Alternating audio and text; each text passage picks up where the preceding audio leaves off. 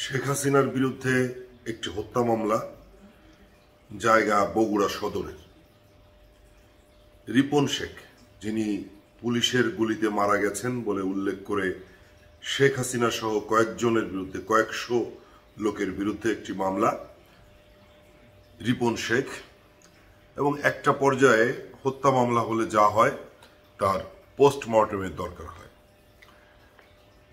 Court থেকে বলা হয়েছে পোস্টমর্টেম করতে।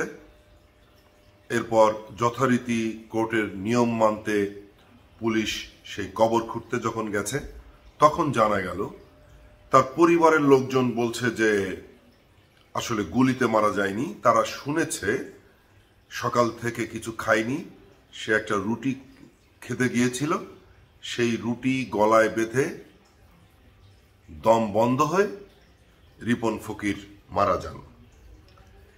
এই রিপন ফকির যে গলায় রুটি বেঁধে দম বন্ধ হয়ে মারা গেছে, সেটি তো আর আমরা কেউ জানতাম না। তারপর একটি হত্যা মামলা, অসংখ্য হত্যা মামলা হয়েছে, কিন্তু এই হত্যা মামলাটি মোটামুটি আলোচনায় এসেছে। কেননা তার পরিবার থেকেই বলছে যে আমরা এই মামলাটি করতে চাইনি, এমনকি কে বা কারা করেছে তাও তো আমরা জানি না, এমনটি বলেছেন।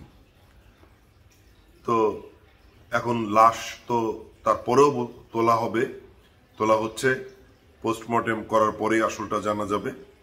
তবে পরিবার যেহেতু এটি বলছে, সেটিকেই সত্যি বলে আমাদের ধরে নিতে হবে। এই ধরনের ঠিক এরকম না, এর আগে আমরা একটা খবর, আমি নিজেও ভিডিও করেছি, আশুলিয়ার ঘটনা, যে মৃত ব্যক্তি তিনি ফিরে এসেছেন এবং তিনি থানায় গিয়ে বলেছেন যে আমি জীবিত আছি, আমি ভয়ে মুখ খুলিনি। তার স্ত্রী টাকার লোভে, চাকরির লোভে একটা মামলা করেছিলেন। আর এবার আমরা দেখলাম যে গুলিতে নয়, তিনি খেতে গিয়ে গলায় রুটি বেঁধে মারা গেছেন। তো এই হচ্ছে অবস্থায় খবরটি আমি জানলাম এবং আপনাদের সাথে শেয়ার করলাম। বন্ধুরা, সবাই ভালো থাকবেন।